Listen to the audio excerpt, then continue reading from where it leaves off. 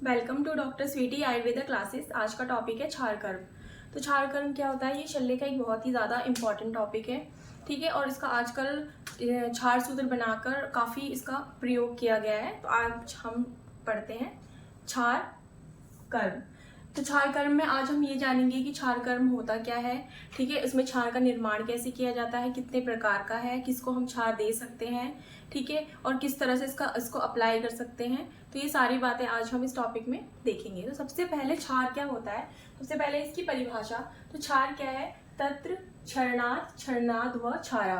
अर्थात जो क्षार होता है वो क्या करता है, जो दूषित मांस रक्त आदि जो मतलब चीजें हैं, ठीक है, जो हमारे शरीर में मांस आदि जो दूषित हो चुके हैं, वहां पर क्या करेंगे हम, वो क्षार जो होता है उसका क्षरण करता है, यानी कि उसको काटता है, ठीक है। और क्षरणाद् क्षारा यानी कि हिंसन करता है, यानी उससे हिंसा करता है। यानी कि अगर हमारे शरीर में कहीं पर भी दूषित मांस आदि उपस्थित है तो उसको क्या कर देगा, ये बाहर निकाल देगा, काट कर, मतलब उससे हिंसा करेगा। तो इसलिए तत्र क्षरणाद् क्षरणाद् वह क्षारा, यानी कि क्षरणाद् यानी उसको काटता है, और क्षरण यानी कि उससे क्या करता है, हिंसा करता है, तो उसको बोलते हैं हम क्षार।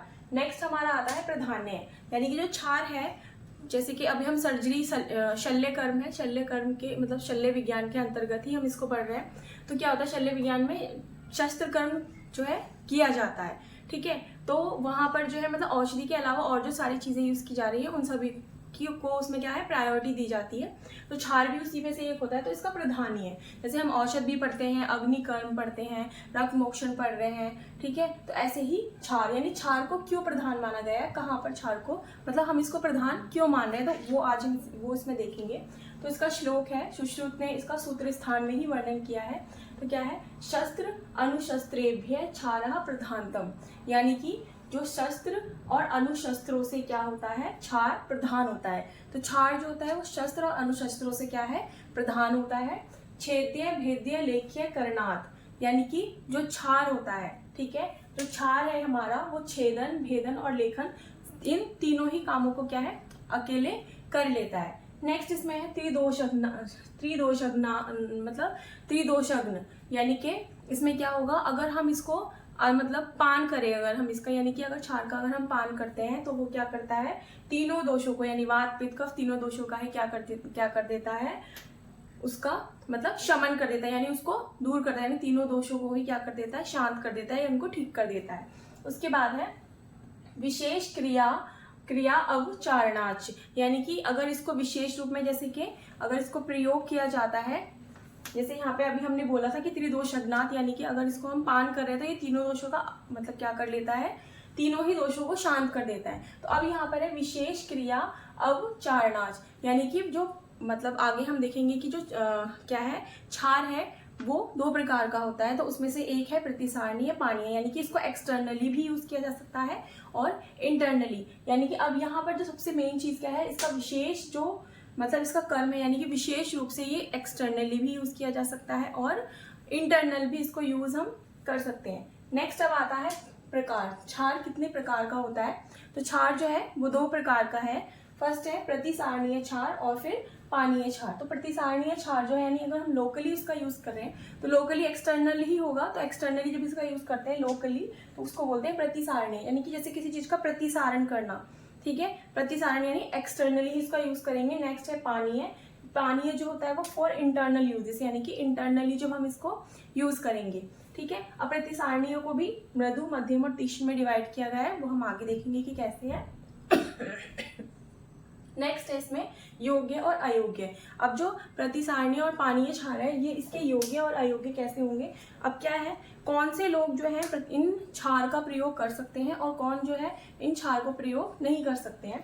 फर्स्ट आता है, क्योंकि हमने इसको टू पार्ट्स में डिवाइड किया है, प्रतिसारणीय और पानीय, तो उसी के आधार पर ही प्रतिसारणीय के योग्य कौन होंगे। प्रतिसारणीय अभी हमने देखा कि ये एक्सटर्नली मतलब लोकली इसका यूज किया जा रहा है, ठीक है। तो लोकली यानी कि एक्सटर्नली ही मानो कि इसका यूज कर रहे हैं। तो एक्सटर्नली हमें क्या, स्किन डिजीज होती है मैक्सिमम, ठीक है। तो इसमें क्या है, प्रतिसारणीय के योग्य होंगे कुष्ठ, तद्रु, फिर भगंदर जो है ये एनल रूट में हो रहा है, फिर अर्बुद, कोई अगर अर्बुद है, अर्श है, कृमि अगर कोई कृमि हो गए हैं वहां पर, उपजीवा, अतिजीवा आदि, ठीक है। इन सभी रोगों में क्या होता है, प्रतिसारणीय क्षार यानी लोकली हम इसका प्रयोग कर सकते हैं। उसके अलावा और भी बहुत है। उसके बाद आता है पानीय क्षार, यानी जब हम इसको इंटरनली यूज कर रहे हैं तो इंटरनली जो है कौन कौन लोग इसका प्रयोग कर सकते हैं। तो कृत्रिम विष, अगर किसी ने कृत्रिम विष का पान किया है तो वहां पर भी इसको दिया जा सकता है। नेक्स्ट है गुल्म रोग, उदर रोग, ठीक है। तो उदर रोग क्या है, उदर में यानी इंटरनली जो जितने रोग हैं उदर से रिलेटेड अष्ट उदरों का वर्णन किया गया है रोगों में। तो वैसे ही आप समझ सकते हो कि उदर रोग जो इंटरनली कुछ जो उदर से रिलेटेड भी आ रहे हैं, यानी कि उदर रोगों में भी इसका प्रयोग किया जा रहा है। अजीर्ण यानी कि हमारे डाइजेशन से रिलेटेड है, तो जब डाइजेशन से रिलेटेड है तो हम उसको पान कर रहे हैं, यानी कि पानीय क्षार को हम उसमें यूज कर सकते हैं, वो हमारे अजीर्ण में फायदा करता है। नेक्स्ट है अश्मरी, जैसे अश्मरी है, जैसे अगर किसी को स्टोन हो गया है, किडनी में स्टोन है या फिर किसी के गॉल ब्लैडर में स्टोन है, तो वो इंटरनली है, ठीक है। तो अगर हम क्षार का पान करते हैं तो वो उस पत्थर को भी शरण कर कर बाहर निकाल देता है, ठीक है। तो इसलिए इसमें अश्मरी आया है। फिर कृमि, हमारे इंटरनल कोई कृमि होंगे उनको भी दूर कर देता है। फिर अर्श में भी इसका प्रयोग है, अनाह आदि। तो अनाह जो है वो भी कॉन्स्टिपेशन ही है, तो यानी कि कहीं ना कहीं पूरे डाइजेशन से रिलेटेड जो चीजें हैं, तो डाइजेशन से रिलेटेड चीजों में पान ही किया जाएगा क्षार को। तो ये जो हो गए हैं इसके योग्य, ठीक है। योग्य में क्या है, प्रतिसारणी के योग्य और पानीय क्षार के योग्य कौन कौन से क्या होते हैं, रोग हैं जो कि हम इनका प्रयोग कर सकते हैं। अब है क्षार के अयोग्य, ठीक है। अभी हमने देखा कि क्षार के योग्य कौन है, मतलब कौन कौन सा, यानी प्रतिसारणीय क्षार कौन ले सकते हैं और पानीय क्षार जो है उसका पान कौन कर सकते हैं। अब हम देखेंगे कि उसके अयोग्य कौन है। तो सबसे पहले हम देख रहे हैं कि अयोग्य यानी पानीय क्षार, तो जो यानी कि जिसे हम इंटरनल यूज करना है उस पानीय क्षार को कौन कौन नहीं ले सकते हैं। तो जैसे फर्स्ट है, जिसको भी रक्त पित्त है वो नहीं ले सकता है, जिसको भी ज्वर है वो नहीं ले सकता है, पित्त प्रकृति का कोई है, बालक है, वृद्ध है, दुर्बल है, या जो भी भ्रम से पीड़ित है, मद, मूर्छा और तिमिर रोग आदि से पीड़ित है, वो सभी क्या है, वो पानीय क्षार का प्रयोग नहीं कर सकते हैं, यानी ये उनके अयोग्य हैं। नेक्स्ट इसमें ये बताया है कि क्षार निषेध, यानी कहाँ कहाँ पर हमें क्षार का प्रयोग नहीं करना है। सबसे पहले दुर्बल व्यक्ति में, बालक में, वृद्ध में, डरपोक में और सर्वांग शोथी, जिसके पूरे शरीर में स्रोत उत्पन्न हो गया है, या फिर कोई अगर उदर रोगी है तो उसको नहीं लेना है, या रक्त पित्त आदि से रिलेटेड जो है इस तरह से कोई भी अगर हमें दिखाई देता है तो उसको हमें क्षार का प्रयोग नहीं कराना है। नेक्स्ट इसमें आता है कि क्षार के गुण। तो जो एक प्रशस्त क्षार है उसके क्या क्या गुण हो सकते हैं। तो श्लोक है, देखिए, नैव अति तीक्ष्णो न मृदु शुक्लम शुक्लो अथा पिच्छिला, यानी कि इसमें क्या है, जो हमारा प्रशस्त क्षार है, न एव अति तीक्ष्णो, यानी कि वो ने एव अति तीक्ष्ण, ना तो वो अधिक तीक्ष्ण होना चाहिए, ना मृदु, यानी कि ना तो वो अधिक तीक्ष्ण होना चाहिए और ना ही वो अधिक मृदु होना चाहिए। शुक्ल यानी उसका जो वर्ण है वो कैसा होना चाहिए, शुक्ल वर्ण का होना चाहिए। सुलक्षणों अथा यानी कि वो सुलक्षण होना चाहिए। पिच्छिल होना चाहिए, उसके अंदर पिच्छिल गुण उपस्थित होना चाहिए, ठीक है। अभिसंधि यानी कि जो अभिसंधि, जो कि अभिसंधि ना हो, ठीक है, वैसा होना चाहिए। शिव यानी कि जो क्षार है वो कैसा होना चाहिए, सौम्य, ठीक है। क्षार कैसा होना चाहिए, सौम्य होना चाहिए। शीघ्र शीघ्र शीघ्र शीघ्र मतलब क्षार जो होता है वो जल्दी ही काम करने वाला होना चाहिए। ये अष्टगुण स्मृता, ठीक है। तो कैसा होना चाहिए, यानी कि ये जो 8 गुण है, यही 8 गुण क्या है, प्रशस्त क्षार के लक्षण है। यानी कि जो एक प्रशस्त क्षार है जो कि सही प्रकार से सारे कार्यों को कर सकता है, वो कैसा होना चाहिए, ना एव अति तीक्ष्ण, यानी ना तो अधिक तीक्ष्ण होना चाहिए, ना ही अधिक मृदु होना चाहिए। उसका वर्ण कैसा होना चाहिए, शुक्ल वर्ण का होना चाहिए। वो सुलक्षण होना चाहिए, पिच्छिल होना चाहिए, और वो अभिसंधि, ठीक है, अभिसंधि होना चाहिए, मतलब जो उसके अंदर जो है अभिसंधि गुण उपस्थित रहना चाहिए। शिवम यानी कि वो सौम्य होना चाहिए। शीघ्र, ठीक है, वो जल्दी से ही काम, जल्दी वो जो है काम को कैसा करे, जल्दी से काम को कर ले। ये सारे गुण जो है वो किसमें, यानी ये टोटल कितने, ये 8 गुण जो है वो हमारे प्रशस्त क्षार के अंदर होने चाहिए। नेक्स्ट इसमें आता है दोष, यानी कि क्षार के कुछ दोष भी हैं, यानी कि जो इसके अपोजिट गुण होंगे वही उसके दोष होंगे। तो आइए हम देखते हैं कि दोष कौन कौन से। अति मार्दवम, ठीक है, अगर क्षार अति मार्दव है यानी अधिक मृदु है तो वो क्या है, वो क्षार सही नहीं है, वो उसके अंदर दोष उत्पन्न हो गया है।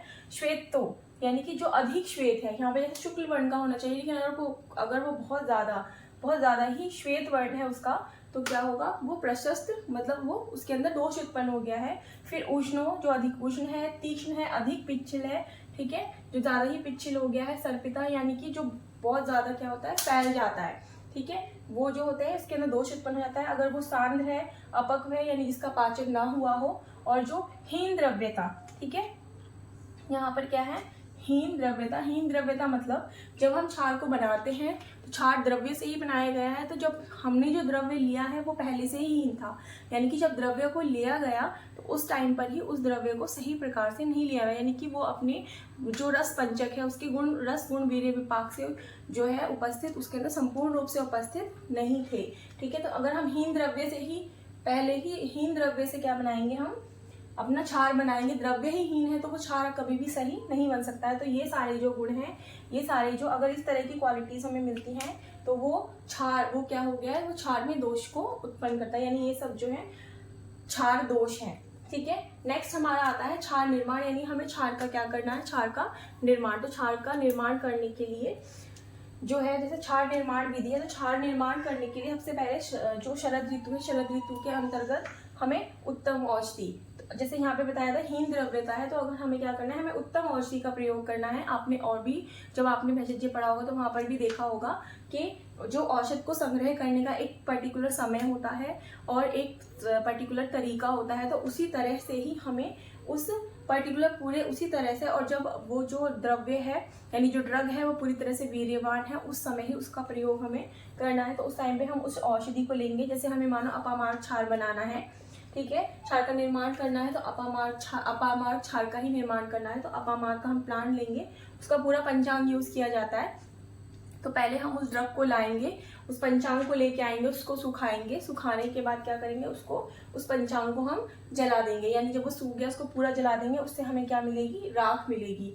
ठीक है, और उसी राख में क्या करेंगे, जैसे उस राख को हमने लिया तो उसका राख 1:6, उस राख को क्या है, जितना वो राख है उसे 6 गुना जो है जल का हम उसमें प्रयोग करेंगे, 6 गुना जल में उसको क्या करेंगे, मिक्स करेंगे और फिर छानेंगे। तो ऐसा हम कितनी बार करेंगे, 21 बार। ठीक है, 21 बार हम इसको क्या करेंगे, छानेंगे, और 21 बार छानने के बाद जो हमें बाद में छानने के बाद जो वाटर मिला है, उस वाटर को क्या करेंगे, मृदु अग्नि पर उसका हम पाक करेंगे, और जब हम मृदु अग्नि पर उसका पाक करेंगे तो उसके बाद हमें पाउडर फॉर्म में या जिस भी तरह से हमें लेना है उस प्रकार से हमें क्या होता है, क्षार प्राप्त हो जाता है।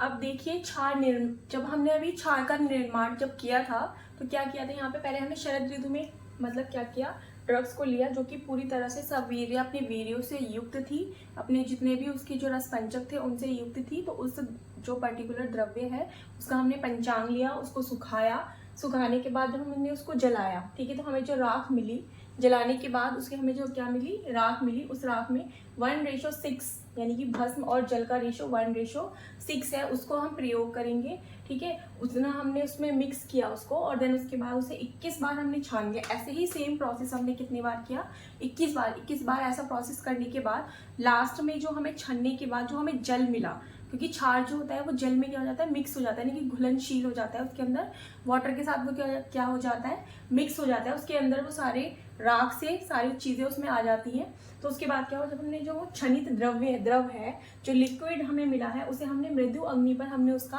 पाक किया, धीरे धीरे जब हमने उसका पाक किया और जब वो सॉलिड हो गया उसको फिर हमने धूप में सुखाया तो हमें पाउडर फॉर्म में क्या मिला, क्षार। तो वो जो हमें क्षार मिला है वो क्षार हमारा कैसा क्षार है, मृदु क्षार है। ठीक है, वो हमें कैसे, मृदु अग्नि पे मिला है, यहाँ पे हमने कुछ भी एक्स्ट्रा ऐड नहीं किया है, सिर्फ यहाँ पे जल में उसको मिक्स किया गया था और फिर उसका मृदु अग्नि पर उसका पाक हो गया था। तो ये जो था, ये जो हमें क्षार मिला, ये कैसे क्षार था, मृदु क्षार। ठीक है, तो अब क्या होता है, देखो हमने आगे पढ़ा भी था कि जो प्रतिसारणीय क्षार है वो 3 प्रकार का होता है।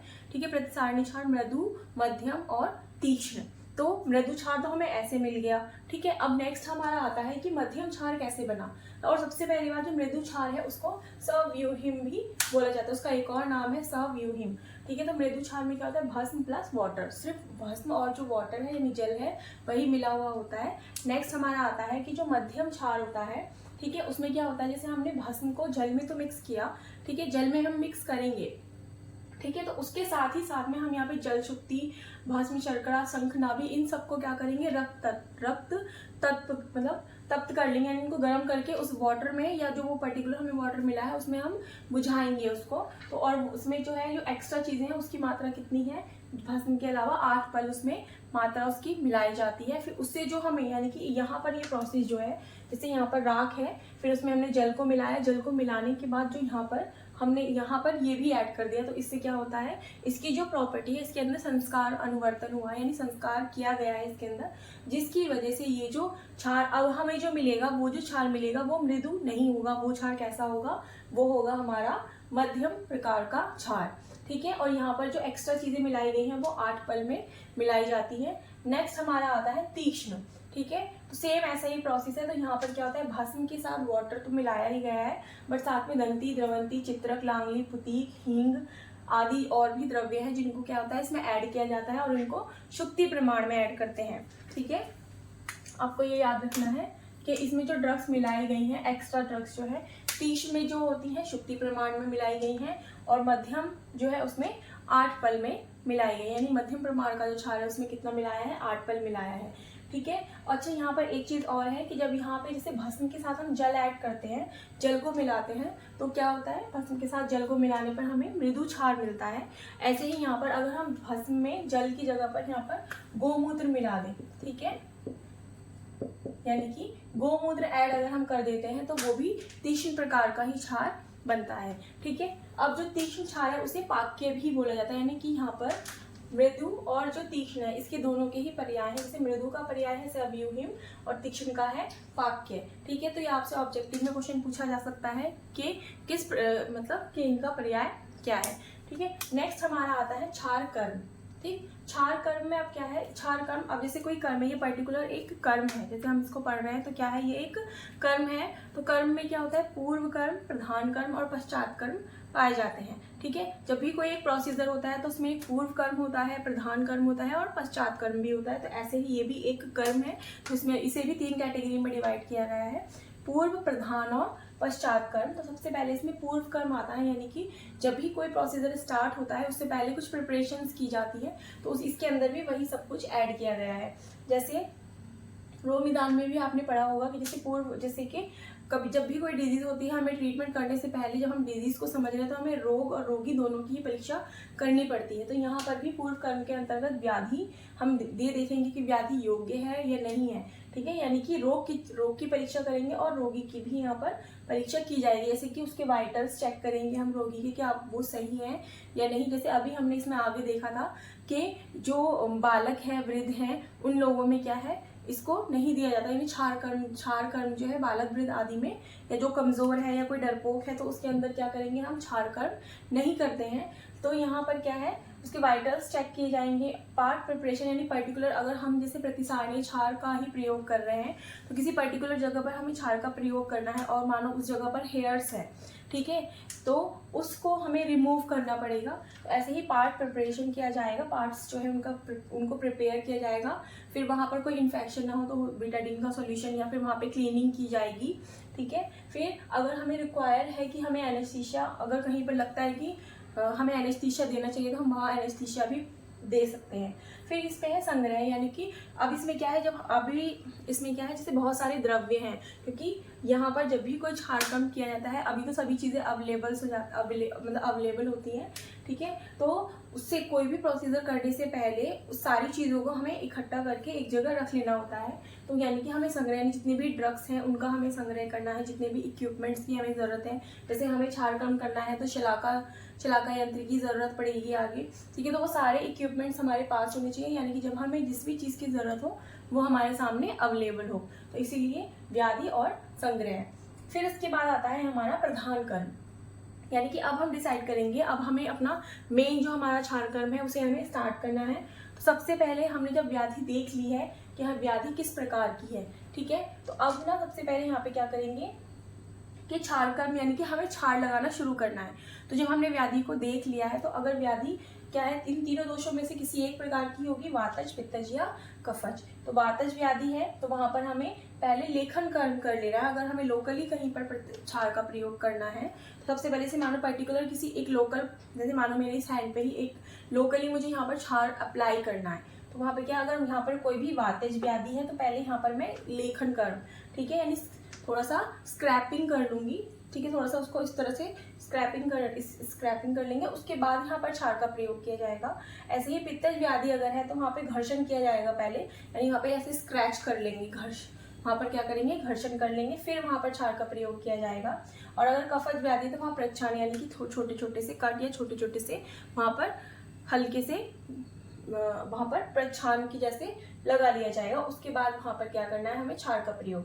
तो जब हमें ये पता चल गया है कि वातज पित्तज कफज के अनुसार हमने जब ये कर्म कर लिया है, यानी कि लेखन, घर्षण या प्रक्षालन, इनमें से कोई भी एक हमने यूज कर लिया है, तो उसके बाद क्या करना है, हमें क्षार का प्रयोग करना है, क्षार को लगाना है। ठीक है, तो क्षार का प्रतिचारण, तो जब हम क्षार लगाएंगे तो वहाँ पर हम शलाका यंत्र का प्रयोग करेंगे। तो शलाका यंत्र लेंगे, उस पर क्षार लगाकर जो पर्टिकुलर जहाँ पर हमने जो भी मतलब घर्षण, लेखन या फिर प्रक्षालन किया है वहाँ पर हम उसको लगा देंगे, मतलब वहाँ पे लगाकर छोड़ेंगे। कितने देर तक छोड़ना है ये भी एक पर्टिकुलर बताया गया है कि अवधि जो है उसकी 100 गिनने तक, यानी कि जब तक हम 100 काउंट करेंगे तब तक उतनी देर तक ही हमें उसको वहाँ पर लगाना है। ठीक है, तो जब हम इसे वहाँ लगाना तो ये भी लगभग 1 मिनट, ये टाइम जो 100 जो गिना जाता है वो लगभग 1 मिनट में कंप्लीट हो जाता है। ठीक है, तो यानी कि 1 मिनट, लेकिन आपको 100 गिनने तक ही ये ही याद रखना है। ठीक है, 100 गिनने तक की अवधि तक क्या है वहाँ पर लगाया जाता है। फिर नेक्स्ट उसके बाद क्या है, जब हमने क्षार वहाँ लगा लिया है तो उसके बाद दग्ध की पहचान, यानी कि जो हमने दग्ध यानी कि जो भी हमने क्षार लगाया है, ठीक है, तो क्षार ने उस जगह को जलाया हुआ है, वहाँ पे जो भी उसने इफेक्ट दिया है, तो उसके अकॉर्डिंग हमें जानना है कि वो किस प्रकार का, मतलब वो जो हमने जो क्षार का हम यूज़ किया है क्या वो प्रॉपरली लगा है या नहीं लगा, या हमें और लगाने की ज़रूरत है, कहीं हमने ज़्यादा टाइम तक तो नहीं लगा लिया है। तो यानी कि क्षार हम दग्ध की वहाँ पहचान करेंगे कि सम्यक हुआ है, हीन हुआ है या फिर अति वहाँ पर हुआ है। ठीक है, अब हमने प्रधान कर्म में जो है ये देख लिया है कि जो हमने जो क्षार लगाया था, ठीक है, जो हमने शलाका के द्वारा जो क्षार लगाया गया था हमारा, तो वो सम्यक, मतलब उसने सम्यक प्रकार से वहाँ पर क्षार दग्ध दिया है या नहीं, ठीक है, या हीन हुआ है या फिर अति हुआ है। जब हम ये सब देख लेते हैं तो उसके बाद अब उसके बाद शुरू होता है हमारा पश्चात कर्म, यानी कि जब हमने क्षार लगा दिया है और वहाँ पर क्षार दग्ध हो चुका है, तो अब वहाँ पर हम ये देखेंगे कि उसके बाद हमें क्या करना है। तो उसके बाद हमें क्या करना है, उसके बाद आता है पश्चात कर्म। तो पश्चात कर्म में क्या करना है, सबसे पहले जो दग्ध स्थान है हम वहाँ देखेंगे, मतलब जो हमने देख लिया है कि वहाँ पर अगर सम्यक दग्ध हुआ है, ठीक है, दग्ध स्थान में अगर सम्यक प्रकार का दग्ध हुआ है तो वहाँ पर हमें पहले क्या करना है, क्योंकि अब वहाँ पर जो हमें प्रोसीजर क्षार के द्वारा करना था वो अब कंप्लीट हो चुका है। तो वहाँ पर अब हम क्या करेंगे, अम्ल द्रव्य का परिषेक। ठीक है, तो वहाँ पर क्या करेंगे, अम्ल द्रव्य का परिषेक करेंगे। ठीक है, तो क्षार जो होता है, क्षार की प्रॉपर्टी है, तो जब क्षार जहाँ पर लगाया गया है, जब उसकी जो प्रॉपर्टीज होती हैं, उसकी प्रॉपर्टीज को जो अम्ल द्रव्य है वो न्यूट्रलाइज कर देता है। ठीक है, यानी कि वो उसके साथ मधुर इफेक्ट देगा, यानी कि वहाँ पर जो घाव बन चुका है दग्ध की वजह से, ठीक है, तो वो वहाँ पर क्या करेगा, उसको वहाँ पर मधुर रस की उत्पत्ति कर देगा। जैसे कि अगर अग्नि में जल को डालने से अग्नि एकदम शांत हो जाती है, तो वैसे ही अगर जो दग्ध स्थान है वहाँ पर अगर हम अम्ल द्रव से परिषेक किया जाए, जैसे कि कांजी वगैरह, मतलब जो अम्ल वाली कांजी होती है, ठीक है, कांजी भी अम्ल रस युक्त ही होती है। ठीक है, तो उसका अगर हम वहाँ पर परिषेक करेंगे, वहाँ पर उसका प्रक्षालन उस एरिया का वहाँ उस अम्ल द्रव्य से किया जाएगा, तो उसके बाद क्या होगा, वो उसके लिए बहुत ही सही रहेगा।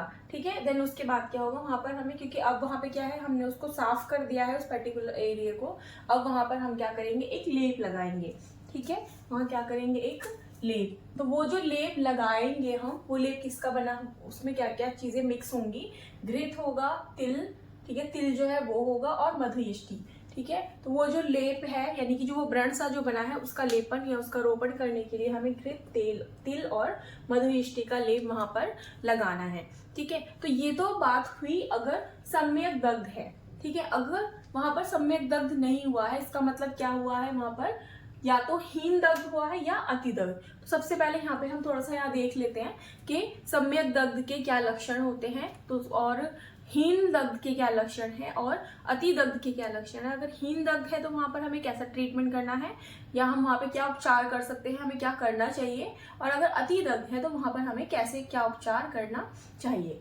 ठीक है। तो सबसे पहले ये अलग से भी क्वेश्चन पूछ लिया जाता है कई बार शॉर्ट में कि सम्यक दग्ध के लक्षण लिखो, या हीन दग्ध, या फिर मतलब दग्ध के जो भी प्रकार हैं, सम्यक दग्ध, हीन दग्ध और अति दग्ध के बारे में उसके लक्षणों को बताओ। सबसे पहले देखो क्या है सम्यक दग्ध। तो सम्यक दग्ध के लक्षण ये होंगे कि वहाँ पे व्याधि का नाश हो जाएगा, और जो वो पर्टिकुलर एरिया है जहाँ पर दग्ध हम कर रहे हैं, मतलब जहाँ पर हम छाड़ लगा रहे हैं, वहाँ पे कृष्णवर्णी स्थान, यानी वो स्थान कैसा हो जाएगा, कृष्ण वर्ण का। नेक्स्ट उसके बाद उसमें अंगों में लघुता आ जाएगी, यानी जो भी हम व्याधि की वजह से जो दग्ध कर रहे थे उस पर्टिकुलर एरिया में क्या हो जाएगी, हमें लघुता महसूस होगी। उसके बाद दग्ध स्थान से श्राव ना आना, जो दग्ध स्थान है वहां से श्राव का आना रुक जाएगा। ठीक है। तो ये हो गया हमारे सम्यक दग्ध के लक्षण। जब हमें ये लक्षण मिलेंगे तो हमें पश्चात कर्म में ये वाला कर्म करना है। फिर उसके बाद आता है हीन दग्ध। ठीक है। जैसे हमने प्रधान कर्म में जब हमने दग्ध किया तो उसके बाद हमने जब ये पता लगाया, मतलब वहाँ पे हमने जाना पहचाना कि हीन दग्ध हुआ है, तो अगर हमें वहाँ पे ये महसूस होता है या हमें लक्षण दिखाई, तो इन लक्षणों को देखकर हम पता लगाएंगे कि यहाँ पर क्या है, हीन दग्ध हुआ है। तो जैसे हीन दग्ध के लक्षण होते हैं जैसे व्याधि वृद्धि, यानी जिस व्याधि को हम सही करना चाहते हैं वो व्याधि क्या हो जाएगी, बढ़ जाएगी और ज्यादा। फिर वहां पर तोद यानी सुई के चुभने जैसी वहां वेदना हमें महसूस होगी, वहां पर कंडू होगा, और वहां पे स्थान की जड़ता, यानी वो जो स्थान है वो जड़ हो जाएगा। ठीक है। तो अगर इस तरह के लक्षण हमें मिलते हैं तो हमें ये समझना चाहिए कि ये हीन दग्ध हुआ है, यानी अभी हमें और अधिक दग्ध करने की, यानी और अधिक छाड़ लगाने की आवश्यकता है। तो इसलिए हम वहां पर क्या करेंगे, ये उसकी चिकित्सा है कि पुनः छाड़ कर्म, यानी दोबारा से वहां पर हम क्या करेंगे, छाड़ को लगाएंगे। नेक्स्ट इसके बाद आता है अति दग्ध, यानी कि अगर हम दग्ध कुछ ज्यादा ही कर दे वहां पर तो क्या होगा, दग्ध क्षार है, क्षार की प्रॉपर्टी है, तो उसके अकॉर्डिंग यहाँ पे दाह, पाक, राग ये उत्पन्न हो जाएगा। राग यानी लालिमा। ठीक है। वहां पे लालिमा उत्पन्न हो जाएगी। देन उसके बाद वहां पे पुय आदि का श्राप, वहां पर श्राप जो है, जैसे यहाँ पर श्राप का आना बंद हो जाता है, लेकिन यहाँ पर क्या होगा, श्राप और ज्यादा आएगा। फिर उसके बाद वहां अंगमर्द होगा, ग्लानि होगी। ठीक है। फिर वहां पे पिपासा, मतलब वहां पे लक्षण क्या होगा, पिपासा होगा, मूर्छा। और कई बार ऐसा भी होता है कि अगर जो हम छाड़, मतलब हम जो दग्ध कर रहे हैं वो किसी ऐसे स्थान पर हो जो कि हमारा वहां पर मृत्यु भी हो सकती है, यानी बहुत ज्यादा मात्रा में वो किसी मर्म स्थान को इफेक्ट कर सकता है पर्टिकुलर, तो जिससे क्या हो सकता है, मर्माघात के कारण वहां पर मृत्यु भी हो सकती है, या और भी रीजन हो सकते हैं जिसकी वजह से क्या हो सकता है, अति दग्ध से, यानी अति मात्रा में छाड़ लगने की वजह से वहां पे मृत्यु भी हो सकती है। ठीक है। और अगर वहां पर ये सारे लक्षण रहते हैं मृत्यु के अलावा बाकी जो लक्षण है, तो वहां पर हमें क्या करना है, शीतोपचार करना है, यानी जो शीत, क्योंकि ये सब क्या है, राग यानी पित्तवर्धक, पित्तजन्य है, तो मतलब उष्ण वाले क्वालिटी लिए हुए हैं, तो उसके लिए हमें जस्ट उसके अपोजिट शीत उपचार वहां पर देना होगा। ठीक है। तो अब जैसे यहाँ पे क्या है, जब पश्चात कर्म में सम्यक दग्ध है तो हमें ये करना है, अगर वहां पर हीन दग्ध है या अति दग्ध है तो वो उपद्रव के रूप में ही हमें मिलेगा। ठीक है। अगर अति दग्ध हो गया तो हमें क्या मिलेगा, उपद्रव के रूप में। और अगर हीन दग्ध होता है तो वहां पे भी हमें उपद्रव मिलेंगे। तो यानी कि पश्चात कर्म के अंदर ही उपद्रव अगर उत्पन्न होते हैं तो उस उपद्रव की चिकित्सा भी करनी है। तो उपद्रव कैसे होंगे, अगर हीन दग्ध होगा तो ये होगा, अति दग्ध होगा तो ये होगा, ये उपद्रव के तरह लक्षण उत्पन्न होंगे और उनकी चिकित्सा इस प्रकार से की जाएगी। नेक्स्ट इसमें आता है क्षार सूत्र निर्माण विधि। ठीक है। जब हमने क्षार के बारे में सब कुछ पढ़ लिया है, अब हमें देखना है कि क्षार सूत्र, यानी कि एक इस प्रकार का, मतलब ये एक पर्टिकुलर किसी व्याधियों को ठीक करने के लिए एक सूत्र, धागा, सूत्र मतलब धागा, एक धागे का निर्माण किया जाता है, जिसमें क्या होता है, उस धागे को क्षार के द्वारा बनाया जाता है। ठीक है। तो उसे बोलते हैं क्षार सूत्र निर्माण विधि। तो अब हम क्षार सूत्र का निर्माण करने के लिए क्या करेंगे, सबसे पहले देखो, मतलब जब भी क्षार सूत्र बनाया जाएगा तो हमें, अब नाम है इसका सूत्र, तो पहले एक स्टैंड लेना होगा। ठीक है। एक स्टैंड रहता है कैबिनेट, यानी कि क्षार सूत्र कैबिनेट बोलेंगे, इस तरह का एक स्टैंड रहता है। ठीक है। इस तरह से, मानो ये इस तरह से है, ऊपर से भी इस तरह से बना हुआ है। ठीक है। अब ये इस तरह से एक स्टैंड है। अब हम क्या करेंगे, हमें उस क्षार सूत्र निर्माण करने के लिए एक स्टैंड की जरूरत है, जैसे कि ये एक स्टैंड बना हुआ है। फिर उसके बाद हमें नंबर 20 लिनन थ्रेड, हमें एक थ्रेड लेना है जो 20 नंबर का होता है, उसको क्या करना है, यहाँ से स्टार्ट करना है और ऐसे लगाते हुए इस स्टैंड पर उसको अरेंज करना है इस प्रकार से। ठीक है। तो इसलिए नंबर 20 नंबर का जो लिनन थ्रेड है हमें उसको प्रयोग करना है। देन उसके बाद क्या है, जब हमने ये थ्रेड इस तरह से लगा लिया है उसके ऊपर, उसके बाद उस पर परतें लगानी है, यानी कि कोटिंग करनी है। ठीक है, तो आपने पढ़ा भी होगा कि इसमें देखो जब हम छार लगा रहे हैं वहाँ पे, तो उस छार को चिपकाने के लिए भी कुछ चाहिए वहाँ पर, और उससे पहले भी वहाँ पर जो छीर है उसका प्रयोग किया जाता है। जैसे कि यहाँ पे क्या है, स्नोही छीर की 11 कोटिंग करी जाएगी, स्नोही छीर प्लस छार की 7 कोटिंग, और स्नोही छीर प्लस हरिद्रा की जो है 3 कोटिंग करी जाएगी, यानी टोटल 21 कोटिंग करेंगे। तो अब यहाँ पर सबसे पहले क्या है, जैसे यहाँ पे 21 कोटिंग हमें करनी है, तो किस तरह से करेंगे। जैसे जब हम किसी को स्नोही छीर, जैसे अब एक दिन में सिर्फ एक ही कोटिंग होगी, जैसे कि ये 21 कोटिंग है, तो 21 कोटिंग करने के लिए हमें 21 दिन ही चाहिए। जैसे कि सबसे पहले हम स्नोही छीर जो है इस थ्रेड पे, एक तो सबसे पहली बार हमेशा यूनी डायरेक्शन, एक ही डायरेक्शन में हमें कोटिंग को करना है। अगर हमें याद भी रखना है कि अगर स्टार्टिंग हमने ऐसे ही की है तो इसको इसी तरह से एक ही डायरेक्शन में हमें क्या करना है, उसको कोटिंग करनी है, क्योंकि अगर हम उसको अपोजिट लेके आएंगे तो वो जो पहले वाली लेयर थी वो वहाँ से उतर सकती है या वहाँ से निकल सकती है। तो इसलिए एक दिन में एक ही कोटिंग करनी है, जब वो कोटिंग सूख जाएगी उसके बाद हमें दूसरी कोटिंग करनी है। ठीक है, तो इस प्रकार से क्या है, स्नोही छीर कि हमें 11 कोटिंग करनी है, और जब 11 डेज हो जाए यानी 11 कोटिंग हो चुकी है तो उसके बाद हमें वहाँ छार की कोटिंग करनी है। तो छार क्या है, हमारे पास पाउडर फॉर्म में है, वो ऐसे तो चिपक नहीं सकता, इसी तो उसको क्या करना है, स्नोही छीर के साथ ही मिक्स कर लगाना है। तो वो कैसे लगाना है कि जैसे 11 डेज हो चुके हैं, 11 कोटिंग्स हो चुकी हैं, अब हम जब हमें 12 कोटिंग करनी है, तो सबसे पहले क्या करेंगे, हम स्नोही छीर को इस तरह से लगाएंगे। ठीक है, जैसे स्टैंड है, ये स्टैंड में स्नोही छीर को क्या करेंगे, एक यूनी डायरेक्शन में इस तरह से लगाएंगे। फिर उसके बाद उसको हम एक पर्टिकुलर पेपर पर छार रख लेंगे, उसके साथ उसकी कोटिंग उस छार की उसके ऊपर कर देंगे। इस तरह से हमें 7 दिन तक 7 बार ऐसा करना है।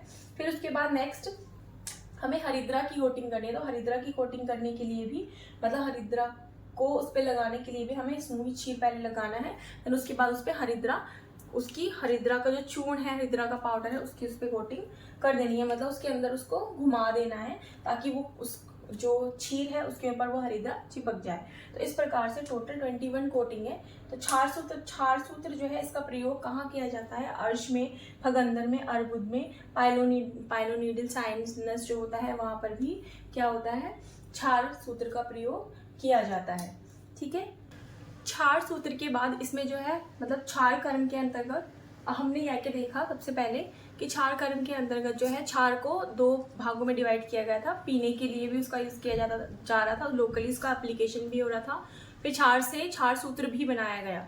ठीक है, अब छार का प्रयोग और हम किस तरह से कर सकते हैं, तो छार का जो है छार वर्ती, मतलब छार से छार वर्ती बनती है, छार पिचू और छार तेल ये भी बनाया जाता है। जैसे छार वर्ती है तो इसको क्या करते हैं, जो छार है उसको वर्ती के समान ही हम प्रयोग करते हैं, और उसका प्रयोग जो है नाड़ी व्रण में और भगंदर में इसका प्रयोग किया जाता है।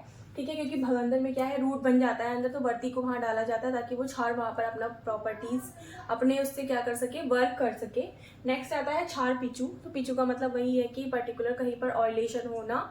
ठीक है, जैसे कि कॉटन में डुबो के, पिचू आपने पढ़ाई होगा कि जैसे कॉटन में ऑयल को डुबो के रखना, यानी और पर्टिकुलर किसी जगह को सींचन करना।